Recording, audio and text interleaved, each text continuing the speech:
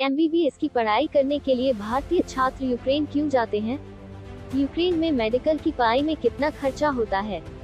भारत से हजारों छात्र हर साल मेडिकल की पढ़ाई करने के लिए यूक्रेन, अमेरिका, कनाडा, ऑस्ट्रेलिया और दूसरे देश जाते हैं।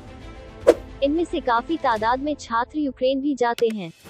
लेकिन ऐसा वहाँ क्या पढ़ाया जाता है जो भारत में नहीं हो पाता, या इसकी वजह क्या है? चलिए जानते हैं कि इंडियन स्टूडेंट्स एमबीबीएस की पढ़ाई करने के लिए यूक्रेन क्यों जाते हैं। अगर भारत में चलने वाले प्राइवेट एमबीबीएस कॉलेजों की बात करें तो पूरे कोर्स की लगभग 1 करोड़ रुपए से ज्यादा फीस लगती। आप सोच रहे हैं कि भारत में एमबीबीएस की कितनी सीटें हैं? तो भारत में कुल 1,18,316 सीटें हैं, जिनमें से लगभग 40% सीटें प्राइवेट मेडिकल कॉलेजों के पास हैं।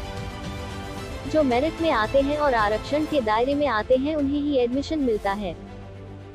अब तो पूरे देश में मेडिकल की पढ़ाई करने में सरकार 73% आरक्षण देती है। ऐसे में सामान्य वर्ग के छात्र विदेश नहीं जाएंगे तो क्या करेंगे?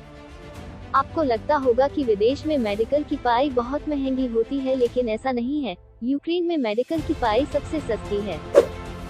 वहाँ सिर्फ 20 लाख रुपए में 5 साल के अंदर एमबीबीएस कंप्लीट हो जाता है और यहाँ भारत में 1 करोड़ से ज्यादा फीस लगती है।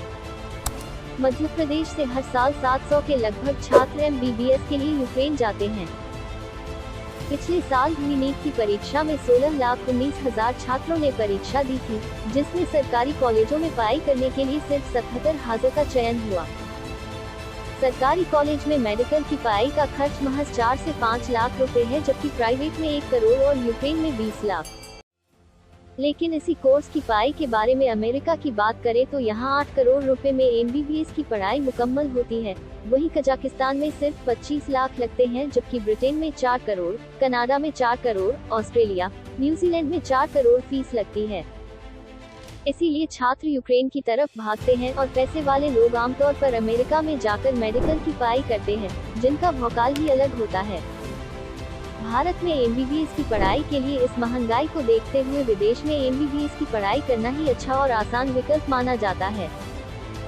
हालांकि कोर्स करने के बाद जैसे ही आप भारत वापस आ जाते हैं तो आपको एनसीआई स्क्रीनिंग टेस्ट या एफएमजीई के लिए बैठना होता है। अगर आप अमेरिका, यूके, ऑस्ट्रेलिया, कनाडा और न्यूजीलैंड से एमबीबीएस का कोर्स करके आते हैं तो आपको एफएमजीई वगैरह नहीं करना होता है। लेकिन जैसा कि आपको बताया गया, इन 5 देशों से मेडिकल कोर्स करने की लागत सामान्य रूप से 4 करोड़ रुपए से अधिक है। यूएसए, यूके, कनाडा के मामले में अवधि 8-9 वर्ष होगी, क्योंकि आपको 4 में से पहले प्री मेडिकल कोर्स करने की जरूरत होती है।